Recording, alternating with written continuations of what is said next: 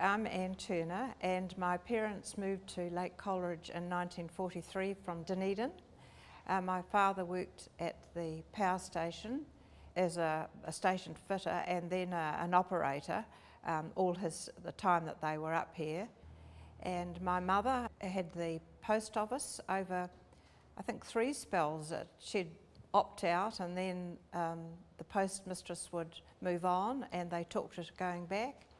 And they were very much involved in the community. My father was involved with the school committee and the cow club, and my mother played golf and table tennis, so they made the most. And as Dad was an engineer, many of the station holders required repairs and things, so we used to go and stay at many of the stations. We used to go to Algidus quite a lot, and Mona and Ron used to stay at our place, Mona and Ron Anderson. So we really had a huge environment that we were involved in. It was wonderful. We had a great deal of fun. I mean, I remember especially our father, but our mother too, would explain about all the dangers. That we could walk all around the power station. We used to go up on the roof with our father. We used to walk around the back on our own. We ran down the pipes and walked all around the surge chamber. We were always told about the dangers, but somehow or other no one got into trouble. Probably luck. Mr. Hart, who was the superintendent, he was a very special man. I think he was very intelligent. And before the Second World War, he went to America, I think it was, or Canada, to look at power schemes. As children, we used to get days off school, and he would take perhaps 10 of us on trips, and we used to go to the Akron diversion where the Akron water comes into the lake, and he would check things there. We used to go up into the mountains with him. We climbed most of the mountains, and he taught us a lot about safety and flora and fauna, and he was a wonderful man. How long was he here for? Oh, he was here for many, many years, well before we ever came. And Mrs. Hart was a very gracious lady, and she took Sunday school, and they had one son, Adrian, and he was at secondary school when we came.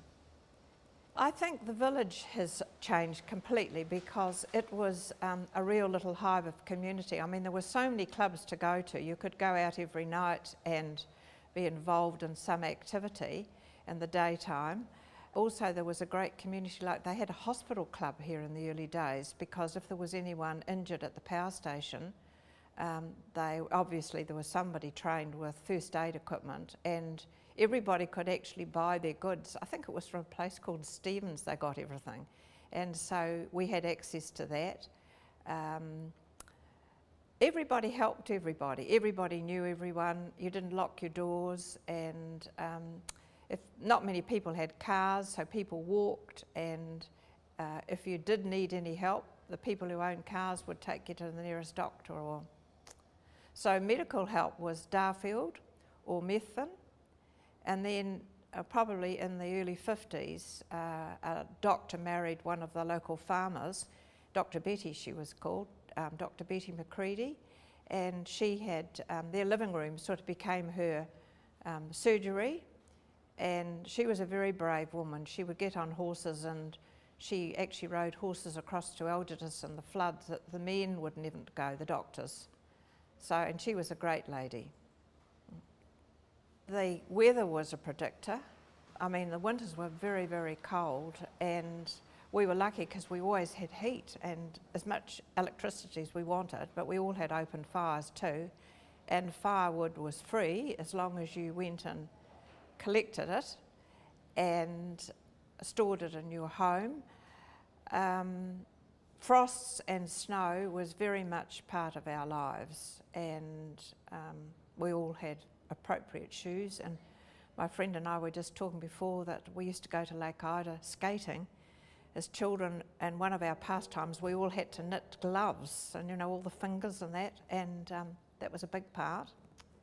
It was a really freedom life, and we generally had interesting school teachers. Some of them let us go pretty wild.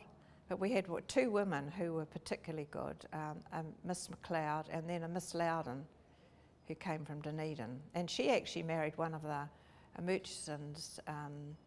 I think he was a I think he might have been a war classer, and he'd been quite a mature man, and she was a very smart lady and had very high principles, and no one could believe when they got married. Of the making of it. Yes. Oh yes, we all said she would rule his roost, but I think in their latter years, he actually ruled her roost. Yes, so no, they were great. And, a lot of our friends and contemporaries, I still have contact. Of course, my parents' generation, there's no one living, but yes, they became lifelong friends, the children that went to school with us, and we still have contact. Mm.